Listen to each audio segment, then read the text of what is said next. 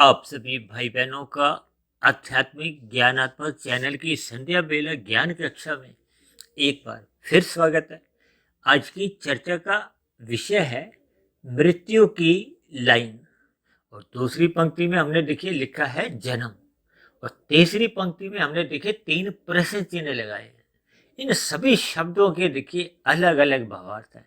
हमने देखिए कहीं भी देखिए जन्म की लाइन शब्द तो लिखा नहीं है, मृत्यु की लाइन शब्द अलग ही एक अर्थ अपने बताता है। क्योंकि मनुष्य जीवन पाकर जितना जितना हम अपना ज्ञान बढ़ा लेते हैं, ये बढ़ता कब है? जब मनुष्य सत्संग करता है। सतोगुण का संग करना ही सत्संग है। अक्सर एक साधारण मनुष्य देखिए सत्संग को वृद्धावस्था के साथ जोड़ देता है। देखिए सत्संग करना अपने आप में एक बहुत बड़ी एक उपलब्धि है। मनुष्य जीवन पाकर अपने मिले हुए जीवन के महत्व को समझते हुए मनुष्य को सत्संग करना अनिवार्य है। जब तक मनुष्य सत्संग नहीं करता, ज्ञानमय स्थिति में ही नहीं रहता, तो फिर मनुष्य की जो एक स्थिति है, मन की स्थिति कहो, स्थूल शरीर की स्थिति कहो, ये फिर एक अंधकारमय होने लगती है। धुंधली कहो, अंधकारमय हो, ये अलग अलग स्थिति है। अक्सर देखिए हम बार बार कहते रहते हैं कि सत्संग करो, सत्संग करो, ब्रह्म मुहूर्त में उठो। शास्त्रों में भी बार बार कहा गया है कि मनुष्य जीवन पाकर ही हम अपना सत्वगुण बढ़ा सकते हैं। हालांकि एक साधारण मनुष्य का जो एक जीवन है वो राजसी बना रहता है। हालांकि राजसी जीवन बने रहने पे भी कोई प्रकृति आपको में कोई दंड नहीं देती। दंड केवल उस स्थिति में दिया जाता है जब हम तमोगुण का संग करते हैं। तमोगुण का संग करने का अभिप्राय यहाँ देखिए अनीतिगत कार्यों से है। क्योंकि हम रात को जब नींद लेते हैं तो नींद लेना भी देखिए एक तमोगुण का ही संग होता है। लेकिन इन शब्दों के देखिए अलग अलग स्थितियों में अलग अलग भावार्थ हो जाते हैं। अलग अलग उनके भावार्थ होने से उनके फिर अर्थ बदल जाते हैं। तमोगुण को देखिए पदार्थों से भी जोड़ा जाता है, अज्ञानता से भी जोड़ा जाता है, अंधविश्वासों से भी जोड़ा जाता है। जब जब मनुष्य के जीवन में देखिए अंधविश्वास उसको घेरने लगते हैं, तो फिर मनुष्य के जीवन में देखिए भ्रम की स्थितियां उत्पन्न होती हैं। अक्सर हम बार बार कहते रहते हैं कि रजोगुण की स्थितियां देखिए थोड़ी भ्रम की स्थितियां होती हैं, धुंधला ज्ञान होता है। धुंधला ज्ञान का अभिप्राय क्या है कि मनुष्य का सात्विक स्थिति जब कमजोर होती है। देखिए इन सभी स्थितियों को हम अलग अलग चर्चाओं में तो देखिए समझाते ही रहते हैं। क्योंकि सतोगुण रजोगुण ये दोनों देखिए दूर हैं, तमोगुण और रजोगुण ये पास पास हैं। इसलिए तो शास्त्रों में एक शब्द को बार बार कहा गया है, सतोगुण की प्रशंसा करो, सतोगुण की प्रशंसा करो, सतोगुण से जुड़ो। किस लिए? क्योंकि मनुष्य जीवन पाकर ही हम अपनी सात्विक स्थिति मजबूत कर सकते हैं। और दूसरी क्या कि हम सभी भाई बहन देखिए ज्ञान स्वरूप सत्ता तो पहले से ही है। इसका अभिप्राय क्या है कि ज्ञान तो आपके हमारे भीतर में पहले से ही है। इसलिए हम बार बार कहते हैं सत्संग करो, सत्संग करो। इसका अभिप्राय कोई नया ज्ञान लेने से नहीं है, ये केवल आपके हमारी अज्ञानता मिटाने से है। हम पहले ही देखिए ज्ञान युक्त हैं, आत्मा सभी की सभी ज्ञान युक्त हैं। जैसे सूर्य के प्रकाश के आगे जब काले बादल आ जाते हैं तो सूर्य का प्रकाश बाधित होता है, धुंधली स्थिति बनती। जब काले बादल बहुत गहरे तल पे होते हैं तो अंधकारमय स्थिति होती है। या दूसरे शब्दों में आप यूं भी कह सकते हो भावार्थ रूप में। देखिए शब्दों को पकड़ना नहीं है, हमें उनके भावार्थ को समझना है। देखिए या तो हम सूर्य के प्रकाश को आने से रोक दें या सूर्य का प्रकाश स्वयं ही हट जाए। देखिए दो अलग अलग स्थिति है।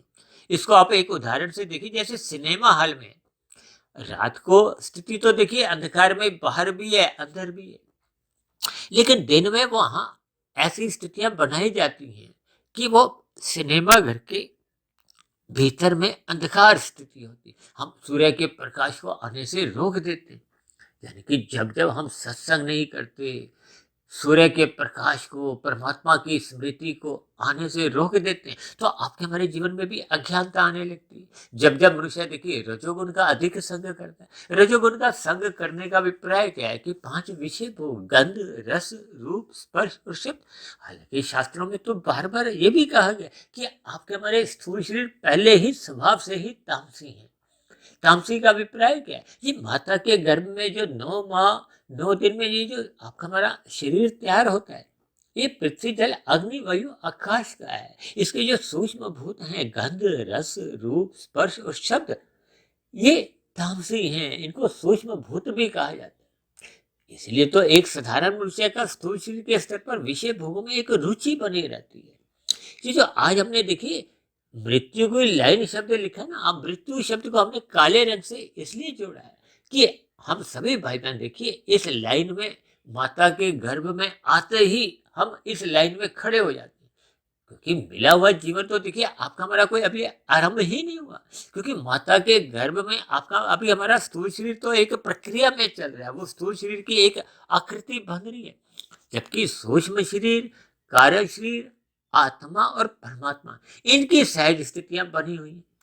क्योंकि जन्म मरण की जो एक स्थितियां हैं वो स्थूल शरीर की ही मानी जाती है, जबकि स्थूल शरीर के मरने पे देखिए जब किसी की मृत्यु होती है तो उसके स्थूल शरीर की होती है, जो भीतर का जो एक सूक्ष्म शरीर है कार्य शरीर, शास्त्रों में तो देखिए कहीं कहीं सूक्ष्म और कार्य शरीर को सूक्ष्म शरीर कह दिया जाता है, कहीं कहीं सूक्ष्म और कार्य शरीर को कार्य शरीर भी कह दिया जाता है। क्योंकि जैसे स्थूल शरीर 5 तत्व हो गया पृथ्वी जल अग्नि वायु आकाश का बना है, इसी तरह आपका हमारा सूक्ष्म शरीर 17 तत्व का है। 5 इसके देखिए सूक्ष्म तत्व सूक्ष्म भूत जो 5 भोग्य विषय भी है गंध रस रूप स्पर्श और शब्द, इनको तामसी कहा जाता है। 5 ज्ञानेंद्रियां हैं जो स्थूल शरीर के स्तर पर देखिए ज्ञानेंद्रियां हैं, वो गोलक कहलाती हैं। गंध रस रूप स्पर्श और शब्द, इन 5 भोग्य विषयों का वो ज्ञान करवाते हैं। ये क्या है? नाक जिह्वा आंख त्वचा और कान। इसी तरह देखिए इनकी सूक्ष्म जो एक शक्ति है वो मन के भीतर होती है, मन के भीतर को या सूक्ष्म शरीर की 5 ज्ञानेंद्रिया को, इसी तरह 5 कर्मेंद्रिया जो स्थूल शरीर के स्तर पर है वो तो हाथ पैर वाणी लिंग गुद है, जबकि इनके सूक्ष्म भूत यानी कि सूक्ष्म कर्मेंद्रिया वो मन के भीतर कहो या 5 सूक्ष्म भूत कहो, ये उनमें रहते हैं। यानी कि आपका हमारा सूक्ष्म शरीर 5 भोग्य विषय या सूक्ष्म भूत कहो, गंध रस रूप स्पर्श और शब्द, 5 ज्ञानेंद्रियां 5 कर्मेंद्रियां, इनकी सूक्ष्म भूत सूक्ष्म शक्ति और एक मन और बुद्धि। मन के बिना देखिए स्थूल शरीर की जो एक कर्मेंद्रियां हैं या ज्ञानेंद्रियां हैं ये अपने कार्य सफलतापूर्वक कर नहीं पाती। अब मनुष्य देखिए सत्संग करता हुआ दिखाई तो देता है, लेकिन मन उसका विषय भोगों में लिप्त होने के कारण मन आंशिक जुड़ा होता है, विषय भोगों में आपका हमारा मन पूर्ण जुड़ा होता है। जब जब हम कुसंग करते हैं तो आपका हमारा मन पूर्ण रूप से जुड़ा होता है, हम रस पूर्वक उस कुसंग को करते हैं, इसलिए उनके देखिए फिर कार्य शरीर में कर्माशय भी बनता है संस्कार भी बनते हैं। हालांकि कर्माशय देखिए कार्य शरीर में तभी बनता है जब स्थूल शरीर के स्तर पर हमारी क्रिया द्वारा अन्य मनुष्यों पे जब प्रकृति के अन्य जीवों पे अनुकूल जब प्रतिकूल प्रभाव पड़ता है, अनुकूल प्रभाव पड़ता है उनको सुख मिलता है तो आपका हमारा पुण्य कर्मों का कर्माशय बनता है, प्रतिकूल स्थितियां बनती हैं उनके लिए उनको दुख मिलता है तो आपका हमारा पाप कर्मों का कर्माशय बनता है। शास्त्रों में तो विधि विधान द्वारा विहित कर्मों को ही पुण्य कर्म कहा जाता है। रजोगुण में रहते हुए साधारण पुण्य कर्म होते हैं, सत्वगुण में रहते हुए परोपकार के कार्य दान के कार्य या सात्विक स्थिति मजबूत करने के लिए ये जो हम धर्म का प्रचार करते हैं सत्संग करते हैं, ये सभी भी देखिए परोपकार की स्थितियां होती हैं। इससे आपका हमारा सत्वगुण बढ़ता है, विशेष प्रकार के पुण्य कर्म होने लगते हैं। इन सभी स्थितियों का देखिए हम अक्सर जिक्र करते रहते हैं। आज हमारा विषय केवल इतना ही है कि हम सभी भाई बहन देखिए मृत्यु की लाइन में हैं।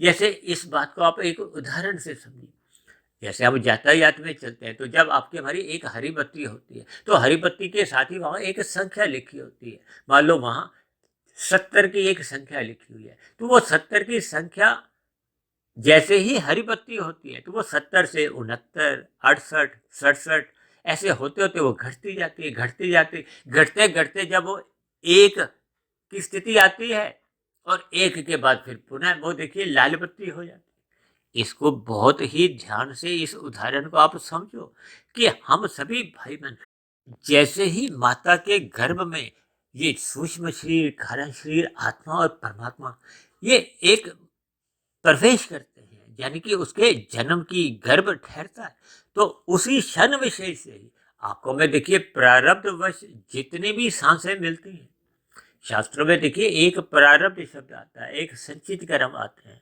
एक क्रियामान कर्म आते हैं। इन सभी देखिए, हम सभी स्थितियों पर समय समय पे कुछ ना कुछ जैसा वीडियो का नाम होता है, फिर उसके इर्द गिर्द ही हम अपनी चर्चा को ले जाते हैं। और दाएं बाएं की कुछ स्थितियों का वर्णन इसलिए करना पड़ता है कि उस स्थिति विशेष को, क्योंकि जैसे हमने मंजिल पे पहुंचना है, तो मंजिल क्या है कि आपकी हमारी जो वीडियो का जो नाम होता है, उस नाम के इर्द गिर्द जो हमने एक संदेश देना होता है, उस संदेश तक हमें पहुंचते हुए दाएं बाएं की कुछ स्थितियों का हमें बोध करवाना होता है, ताकि हम उस शब्द का, उस भावार्थ का हम सही सही अर्थ समझे। जैसे हमारे वो लाल बत्ती हो जाती है हरी बत्ती के बाद, तो इसी तरह आप पर हम एक प्रारब्ध लेके आते हैं। प्रारब्ध का अभिप्राय देखिए, जाति, आयु और भोग से होता है। जाति तो माता के गर्भ में जब हम आते हैं तो हमारा जन्म एक मनुष्य योनि में ही होता है। अब कुत्ते की योनि में जिसका गर्भ एक बनता है, तो वो कुत्ता योनि के रूप में ही जन्म लेता है। ऐसे ही पक्षियों में देखिए, वो अंडे में जो एक जीव आता है, इसलिए तो बार बार कहा जाता है कि अंडे से आपकी हमारी दूरी होनी चाहिए। अंडा भी एक देखिए मांसाहार भोजन है, उसमें भी एक जीव होता है। कुछ दिन पहले हमने एक वीडियो बनाया था, अंडे और डंडे में शब्दों में भी अधिक दूरी नहीं है। ये सभी स्थितियों के हमें देखिए भावार्थ समझने होते हैं। यानी कि माता के गर्भ में आपके हमारी सांसें, जाति, आयु, भोग। जाति का अभिप्राय तो देखिए बताया ना, मनुष्य योनि का जन्म हमें माता के गर्भ में निश्चित हो जाता है। अब आयु का अभिप्राय सांसों से होता है। सांसें निश्चित होती हैं। जैसे आयु के बाद एक शब्द है भोग। भोग में देखिए सुख और दुख आ जाते हैं। जिन कर्मों के फल अब एक उन्मुख हो गए, तैयार हो गए, उन कर्मों का फल हमें प्रारब्ध रूप में मिलता है, सुख भी और दुख भी। यानी कि जिन कर्मों को हम पहले कर चुके हैं, उनके फल हमें मुफ्त में ही मिलते हैं, क्योंकि कर्म तो हम करके भूल चुके हैं। लेकिन परमात्मा का हो, प्रकृति को, वहां तो एक व्यवस्था है। कोई भी किया गया कर्म तब तक नष्ट नहीं होता जब तक वो अपना फल नहीं देता। इसीलिए तो कहा गया कर्म फल सिद्धांत। देखिए, शब्दों पर यदि हम चिंतन करते हैं तो आपका हमारा ज्ञान बढ़ता है। लेकिन चिंतन तभी होता है जब हमारा सात्विक स्थिति मजबूत होती है। यदि मनुष्य में देखिए सात्विक स्थिति मजबूत नहीं है, कमजोर है। कमजोर कब होती है? जब हम सत्संग से विमुख होते हैं, रजोगुण को बढ़ चढ़ के हम हिस्सा लेते हैं। और रजोगुण का जब बढ़ चढ़ के हम हिस्सा लेते हैं, अपने विषय भोगों को बढ़ाने लगते हैं। 24/7 वाले स्लोगन के अंतर्गत हम 24 घंटे 7 दिन विषय भोगों को भोगने की ही रुचि बनी रहती है। एक भोगा, दूसरा भोगा, तीसरा भोगा। ये भोग विषय मनुष्य को अधोगति की ओर ले जाती है। और वैसे भी देखिए, जब हम मर्यादा से अधिक इन पदार्थों का भोग करते हैं, तो ये आपके हमारे जीवन में स्थूल शरीर के स्तर पर प्रमाद लाते हैं। प्रमाद आने से आपके हमारे जीवन में विभिन्न प्रकार के देखिए स्थूल शरीर के स्तर पर ही रोग उत्पन्न होते हैं। आज स्थूल शरीर के स्तर पर जितने भी रोग हैं, उनके पीछे का कारण आपके हमारे राजसी भोग हैं या तामसी भोग हैं। तामसी भोग में देखिए नीतिगत कार्य आ जाते हैं। अब मनुष्य जब हाय तौबा करता हुआ दिन रात भागता है और अनीतिगत कार्य करता है, तो भी उसकी सांसें तेज चलती। जब जब हम शांत मुद्रा में रहते हैं, सत्वगुण का संग करते हैं, विषय भोगों से एक दूरी बना के चलते हैं, तभी तो बार बार कहा गया सत्वगुण की प्रशंसा करो। प्रशंसा करने का भी प्राय कि उससे जुड़ो, सत्संग करो, परमात्मा का ध्यान लगाओ, शास्त्रों को बार बार पढ़ो, गुरुओं के प्रवचनों को सुनो, ब्रह्म मुहूर्त में उठो और रजोगुण का संग मर्यादा में करो। यानी अपने स्थूल शरीर की एक मर्यादा का अभिप्राय होता है कि आपका हमारा स्थूल शरीर भी स्वस्थ रहे। यदि आप देखिए दाल रोटी खाते हैं, सत्संग करते हैं, विभिन्न स्थितियों में हम व्यायाम करते हैं, तो फिर आपका हमारा स्थूल शरीर भी स्वस्थ रहता है। हमने एक चर्चा एक बार की थी, स्वस्थ स्थूल शरीर की कसौटी। उसमें हमने देखी वात कफ पित्त के ऊपर कुछ चर्चा की थी। उसको पृथ्वी जल अग्नि वायु आकाश से जोड़कर कुछ चर्चा पे कुछ प्रकाश डाला था। ये सभी स्थितियां आपके हमारे जीवन में फिर सात्विक स्थिति मजबूत करते हैं। सात्विक स्थिति मजबूत होने पे आपके हमारी जो मिली हुई सांसें हैं, वो अपने नियमित चलती हैं, वो तेज नहीं चलती। देखिए, आज जो उच्च रक्तचाप का जो रोग है, हृदय गति का रोग, तो इसमें आपकी हमारी सांसें तेज चलती। तेज चलने पे क्या होता है कि आपकी हमारी जो जो मिली हुई सांसें थी, वो तो निश्चित थी, जितनी भी थी देखिए वो तो प्रारब्धवश जो भी आपको मिली, वो फिर जल्दी समाप्त होती है। आपकी हमारी मृत्यु यदि 80 वर्ष की आनी थी, तो वो 70 में आ सकती है, 68 में आ सकती है, 65 में आ सकती है। अब जब जब मनुष्य देखिए तामसी पदार्थों का अधिक संग करता है, नशे के पदार्थ लेता है, तो उसको अधिक रोग आते हैं। ये सभी स्थितियों के हमें भावार्थ समझने होंगे। यानी कि आपके हमारी जाति, आयु, भोग ये निश्चित होते हैं। भोगों में देखिए सुख दुख, जो हम कर्म कर चुके हैं वो अब फल देने लायक उन्मुख हो गए हैं। अब कभी कभी हम 100 रुपए की मेहनत करते हैं, फल आता है 300 रुपये, तो जो 200 रुपये का अतिरिक्त फल आपको मिलता है सुख रूपी, तो वो एक पुराने किए गए पुण्य कर्म का फल होता है। कभी कभी हम देखिए 700 रुपये की मेहनत करते हैं और फल आता है 100 रुपये का, तो जो 600 रुपये का जो नुकसान होता है वो पहले के किए गए पाप कर्म का होता है। इसी को ही तो देखिए एक प्रारब्ध कहते हैं, जाति, आयु, भूत। यानी हम सभी भाई बहनों की निश्चित आयु, और यदि मनुष्य देखिए योग में रहता है, अब कहते हैं ना पार्कों में इधर उधर लोग योग करते हैं, किस लिए करते हैं? ताकि उनकी आयु बढ़े। हालांकि कुछ योग तो इसलिए किए जाते हैं कि जब उनको रोग उत्पन्न हो जाते हैं तो फिर वो कुछ ऐसे योगा के कुछ आसन करते हैं ताकि उनका स्थूल शरीर स्वस्थ हो जाए, ताकि वो विषय भोगों में फिर पुनः उन विषय भोगों को भोग सके। और कुछ मनुष्य इसलिए योग करते हैं कि वो परमात्मा से जुड़ना चाहते हैं, परमात्मा की साधना करने के लिए अपने स्थूल शरीर को स्वस्थ रखना चाहते हैं। यानी कि सबके देखिए मन की अलग अलग स्थितियां होती हैं। इसलिए तो बार बार कहा गया है कि हम सभी भाई बहन देखिए मृत्यु की लाइन में हैं। इसका अभिप्राय यही है कि जैसे हरी बत्ती पे हम चलना शुरू करते हैं, वो हरी बत्ती के जैसे जैसे वो संख्या घट घट के 0 पे आ जाएगी, एक के बाद वो फिर लाल बत्ती आ जाती है। इसका अभिप्राय क्या है कि हम अपने मिले हुए जीवन को जितना अधिक सदुपयोग कर सकते हैं। ये सदुपयोग करने का अभिप्राय क्या है? देखिए जन्म से है, ये जन्म में हम जितना अधिक अपना सतोगुण बढ़ा सकते हैं, साधना कर सकते हैं। क्योंकि मनुष्य जोनी देखिए कर्म जोनी के साथ साथ साधना जोनी के ही।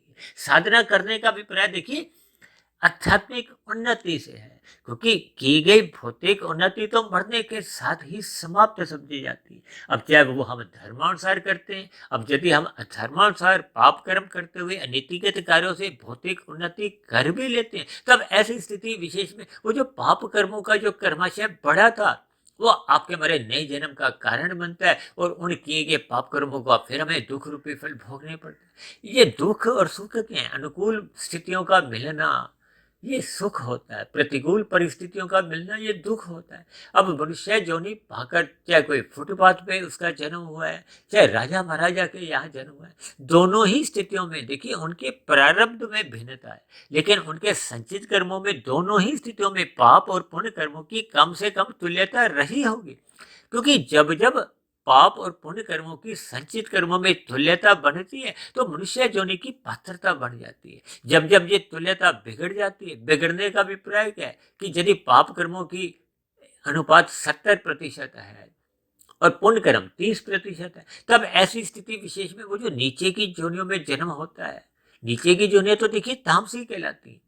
अब उन जोनियों में वो 70 से पाप कर्म घटते घटते, क्योंकि नीचे की जोनियों में तो दुख अधिक है, वो दुख घटते घटते भोगते भोगते जब वो 30% के बराबर आ जाता है तो फिर पुनः मनुष्य जोनि की प्राप्ति मिलती है। लेकिन उस 70% के जो पाप कर्म थे उसका आपका मना एक संस्कार भी बन गया था, स्वभाव भी बन गया था। अब नीचे की जोनियों में देखिए पाप कर्मों का तो नाश हो गया, वो 30% पे आ गया, लेकिन वो उससे संबंधित जो बुरे संस्कार बने थे वो संस्कार केवल और केवल मनुष्य जोनि में ही सुधर सकते हैं। सुधरेंगे कब? जब मनुष्य अपने मिले हुए जीवन में सत्संग करेगा।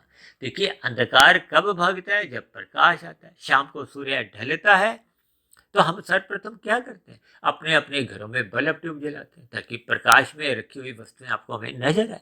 यानी कि अंधकार में आपका हमारा स्थूल शरीर ठोकरें खाता है।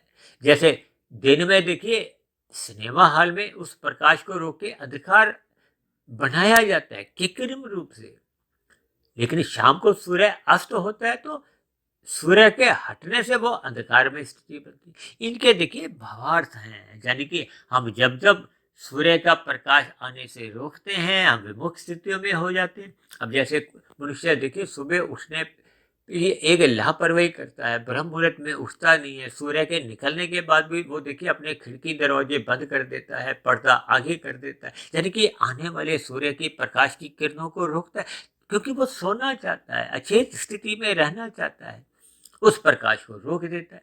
ये सभी स्थितियां देखिए आपके हमारे जीवन में एक सहज रूप में अलग अलग उपदेश देती है, इनको हमें समझना होगा। इसलिए तो हमने देखिए तीसरी पंक्ति में 3 प्रश्न चिन्ह लगाए हैं कि हम सभी भाई बहनों का मिला हुआ जीवन एक निश्चित समय के लिए मिला है। इस निश्चित समय में, क्योंकि हम मृत्यु की लाइन में है, जैसे हरी बत्ती वो निश्चित समय के लिए मिली है, वो संख्या घट घट के लाल बत्ती हो जाएगी, फिर लाल बत्ती होने का भी प्राय आप मृत्यु से को, क्योंकि हमें रुकना पड़ेगा। ऐसी स्थिति विशेष में आपका हमारा वो जन्म था जो आपके हमें आध्यात्मिक उन्नति या भौतिक उन्नति, जिसको हम सभी भाई बहन अक्सर करने में अधिक रुचि दिखाते, जबकि आध्यात्मिक उन्नति के लिए ये मनुष्य जीवन मिला है। क्योंकि भौतिक उन्नति तो हम जितनी भी करते हैं वो मरने के साथ ही समाप्त समझी जाती है। इसलिए हमने अपने मिले हुए जीवन में, जैसे हम हरी बत्ती का सदुपयोग करते हुए अपने वाहन को आगे ले जाते हैं, इसी तरह हमने अपने मिले हुए जीवन में साधना करते हुए इस जन्म मरण के बंधन से मुक्ति पानी है, अपने कार्य शरीर को ही समाप्त करना है। यही मनुष्य जीवन का एक महत्व है, यानी कि हमने अपने जन्म को सात्विक स्थिति में मजबूत करना है। सत्वगुण का अधिक संग करते हुए हमने ब्रह्म मुहूर्त का जो एक शुद्धतम समय होता है उस समय का संग करना है, आध्यात्मिक साधना करनी है। यदि हम मिले हुए जीवन में आध्यात्मिक साधना करते करते उस कारण शरीर को समाप्त नहीं भी कर पाते, लेकिन जितने जितने अंश में हम उसमें शुद्धिकरण कर लेते हैं, तो फिर मरने के बाद वो हमें पुनः मनुष्य जो नहीं मिलती है। वो जितनी हम आध्यात्मिक उन्नति कर लेते हैं वो सुरक्षित मानी जाती है। फिर वैसे ही संस्कारी माता पिता हमें मिलते हैं। संस्कारी माता पिता मिलने से फिर हमारा सहज ही सत्वगुण बढ़ने लगता है। वैसे ही गुरुजनों का संग मिलता है, यानी कि फिर हम पुनः आध्यात्मिक उन्नति में लग जाते हैं। जैसे हमने पूर्व के मनुष्य योनि में 32% आध्यात्मिक उन्नति की थी, तो फिर आगे हम 33, 35, 36 आगे आध्यात्मिक उन्नति करते करते जब हम 100 पे पहुंच जाते हैं तो आपका हमारा कारण शरीर पूर्ण रूप से शुद्ध हो जाता है। कारण शरीर के समाप्त होते ही सूक्ष्म शरीर समाप्त हो जाता है, और स्थूल शरीर तो बिना प्रयत्न के सबके ही समाप्त होते आए।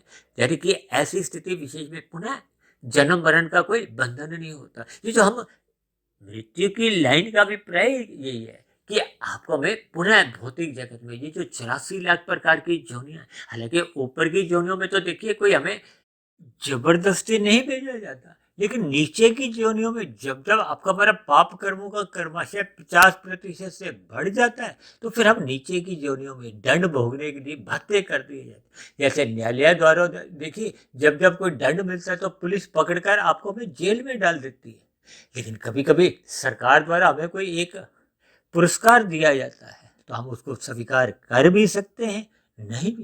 यानी कि मनुष्य जीवन के बाद पात्रता होने पे, पुण्य कर्मों की अधिकता होने पे, यदि हमारी ऊपर की जोनियों में जाने की इच्छा है, सुख भोगने की इच्छा है, तो हमें ऊपर की जोनियों से पुरस्कार किया जाता है। अब यदि एक साधक मनुष्य है, अब उसकी साधना करने की ही रुचि है, तब ऐसी स्थिति विशेष में वो देखिए प्रकृति के विषय भोग भोगना ही नहीं चाहता। ये स्वर्ग की स्थितियां क्या है, ये जो 5 स्टार 7 स्टार होटल में जो लोग उठते बैठते खाते पीते भोग भोगते हैं, ये स्वर्ग की ही स्थितियां हैं। अब नरक की स्थितियां देखिए, कोई फुटपाथ पे है, झुकी झोंपड़ी में है, यानी कि जब आपकी हमारी आवश्यकताओं की पूर्ति भी होने के लिए हम पुरुषार्थ करते हैं तब भी आवश्यकताओं की पूर्ति नहीं होती, तो फिर वो नरकीय स्थिति है, नरक की स्थिति है। और जब हम विषय भोगों में देखिए एक भोग की इच्छा रखते हैं, 10 उपलब्ध हैं, तो फिर जो वो स्वर्ग की स्थिति है। देखिए इनके भावार्थ हम जितने जितने सही सही समझ जाते हैं तो फिर वो आपका हमारा ज्ञान में स्थिति बनती है। अब मनुष्य जो साधना करता है वो तो कर्म योग में स्थित होता है, ध्यान योग में, भक्ति योग में। योग का अभिप्राय क्या है कि उसका प्रकृति के विषय भोगों से कोई लेना देना ही नहीं, उसका तो परमात्मा से सुमुखता होती है, वो परमात्मा की स्मृति में ही जीता है। तब ऐसे स्वर्गों की वो कल्पना भी नहीं करता, इच्छा भी नहीं करता। इन सभी स्थितियों के हमें भावार्थ समझने होंगे, अपने मिले हुए जीवन के महत्व को हमें समझना होगा, क्योंकि हम सभी भाई बहन देखिए मृत्यु की लाइन में ही हैं। इसलिए हमें मिले हुए जीवन में अपनी सांसों का सदुपयोग करते हुए अपने जीवन में सात्विक स्थिति अधिक से अधिक मजबूत करनी होगी। हमने देखिए दूसरी विशेष बात, ये जो हमने जन्म की लाइन इसलिए नहीं लिखी क्योंकि हम सभी भाई बहन देखिए जैसे ही मृत्यु वो प्राप्त होते हैं तो हमारा आपका अगला जन्म सुनिश्चित हो जाता है, तभी ये अंतिम क्षण की जो सांस है निकलती है। इन सभी बातों को देखिए भावार्थ रूप में हमें समझना होगा, यानी कि जन्म देने की कहीं भी कोई लाइन नहीं होती, केवल मृत्यु की लाइन में। इसलिए इस भावार्थ में कहा जाता है क्योंकि आपका हमारा जीवन एक निश्चित सांसें लेके आया है। इसलिए मैंने हरी बत्ती की लाइट से, उसकी संख्या से आपको एक समझाया है, ताकि हम अपने मिले हुए जीवन के महत्व को समझें। जैसे हम हरी बत्ती के महत्व को समझते हैं, जैसे ही लास्ट के 7-8 संख्या रह जाती है तो हम चाहते हैं कि जल्द से जल्द हम हरी बत्ती को उस वाहन में अपने दूसरी मंजिल की ओर भागने लगे। ये सभी स्थितियाँ हमें भावार्थ रूप में समझनी होगी, अपने मिले हुए जीवन के महत्व को समझना होगा। इसलिए मैंने देखिए अपने जीवन में हम सात्विक स्थिति लाएं, सुधार लाएं, अनुशासित जीवन रहें, ब्रह्म मुहूर्त में उठे। इसलिए मैंने जन्म शब्द को सफ़ेद रंग से दर्शाया, ताकि हम विषय भोगों में लिप्त नहीं हो। क्योंकि जब जब हम विषय भोगों में लिप्त होते हैं, कब मनुष्य तमोगुण में गिर जाता है, तो मनुष्य की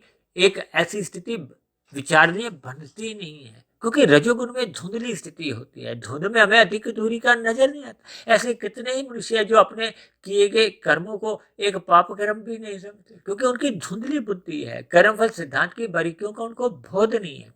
इसलिए मेरी आप सभी भाई बहनों से विनती है कि रात को जल्दी सो जाएं, सुबह ब्रह्म मुहूर्त में उठें, ताकि हम ज्ञानमय स्थिति में रहें, रजोगुण मर्यादा में रखें, और शाम को जल्दी से हम सो जाएं। यानी कि मोहनात्मक स्थितियों का हम संग नींद रूप में करें। ये ऐसी स्थितियां जब आपके हमारे जीवन में एक अनुशासन में व्यवस्थित ढंग से बढ़ती रहती हैं, तो आपका हमारा जीवन सफल हो जाता है, सार्थक हो जाता है। इन सभी स्थितियों पर जो हमने नीचे 3 प्रश्न चिन्ह लगाए हैं, इस पर हम विचार करें। क्योंकि शास्त्रों में देखिए 3 स्थितियों का बहुत महत्व है। 3 ही तत्व हैं, प्रकृति के 3 ही गुण हैं। आपके हमारे देखिए 3 शरीर हैं, स्थूल शरीर, सूक्ष्म शरीर, कारण शरीर। आपके हमारे स्थूल शरीर की भी 3 अवस्थाएं हैं, बचपन अवस्था, युवावस्था, वृद्ध अवस्था। इन सभी स्थितियों के हमें भावार्थ समझने होंगे, इस पर चिंतन करना होगा। चिंतन करते करते हम परमात्मा से जुड़ें, परमात्मा से जुड़ते जुड़ते हम परमात्मा को पा जाएं। ऐसा ही आपके हमारे जीवन में लक्ष्य बना रहना चाहिए, ताकि हम मृत्यु की लाइन में अपने आप को इस भौतिक जगत से ही अलग रखते हैं। यानी हम स्थूल शरीर के रहते रहते मोक्ष की स्थिति को प्राप्त हों, ताकि ये जन्म मरण का बंधन समाप्त हो। तो ऐसी सभी शुभ स्थितियां आपके हमारे जीवन में भी बने। इन्हीं शुभ कामनाओं के साथ आज की चर्चा विशेष को यही विश्राम देते हैं।